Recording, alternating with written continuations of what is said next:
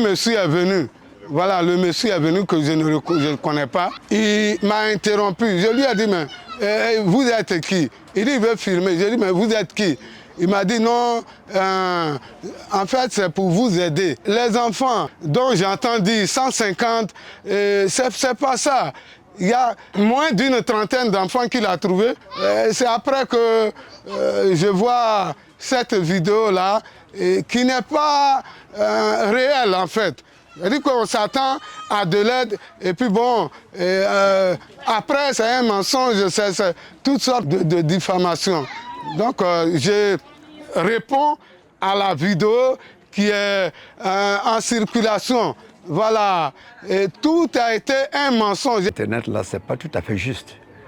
Parce que pour qu'il y ait un centre de santé dans un village, il y a un certain nombre de populations qu'il faut. Et si la population est moindre, ça il faut qu'on ait le courage de le dire. Ici, au niveau de l'autoroute, Umbro étant à 3 km, même si c'est dans un autre département, sur le découpage sanitaire, 57, 54 sont rattachés à Umbro sur le plan sanitaire.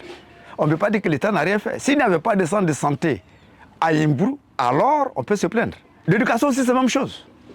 L'éducation, c'est la même chose. Même dans des villes, il y a des enfants qui parcourent plus de 7 km pour aller à l'école. Ici, c'est combien de kilomètres? En passant par la brousse, c'est 2,5 km. Mais à ce stade où nous sommes là, avec ce petit nombre-là, je ne vois pas l'État pouvoir le faire. Nous sommes combien? Parce que quand on considère une école ici, même la classe de CP1 comme ça, je ne suis pas enseignant, hein, mais quand je regarde, le minimum c'est 30. Mais si on ne peut pas atteindre 30, à quoi bon de construire une école? Permettons que les enfants là se trouvent de l'autre côté. Mais quand la population sera grande, alors il n'y a pas de problème. Il y a combien d'enfants pour qu'il y ait une école? Dans les normes, il ne peut pas y avoir une école. On ne parle pas parce qu'il faut parler. On a demandé seulement une aide. S'ils pouvaient nous donner quelques poteaux aussi pour qu'on ait de l'électricité, ça pouvait être bien. Effectivement, on a demandé 2, il en a envoyé plus de 24. Après, nous avons reçu la visite des techniciens d'Agnès Tiassa. Au niveau de l'eau, le ministre Demba a fait, comment ça s'appelle, château d'eau pour nous donner. Nous avons fait un projet d'électrification. La première phase part de PK 57 à PK 61.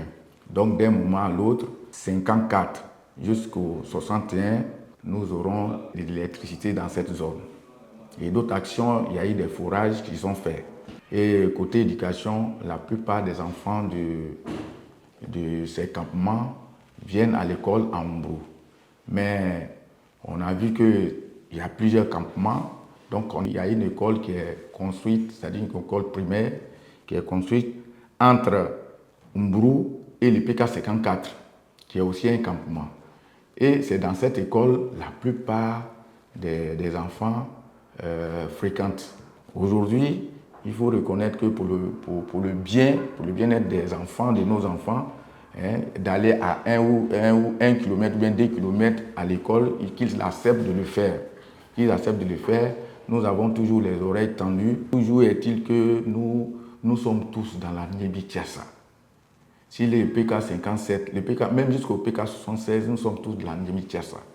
Si on a des préoccupations, si on a des besoins, il faut venir vers le conseil régional. C'est vrai qu'il y a un service technique, il y a un autre service qui s'occupe de la programmation, de tout ce qu'il faut faire. Il faut venir, il faut faire, même si on ne peut pas venir faire des courriers au conseil régional, et le conseil régional est bien placé pour le bien-être de tout et chacun. Nous sommes là pour eux, nous sommes là pour le développement de la zone. Le président du conseil régional, le ministre Demba Pierre, est prêt, ils sont tous au courant à travailler pour tout le monde.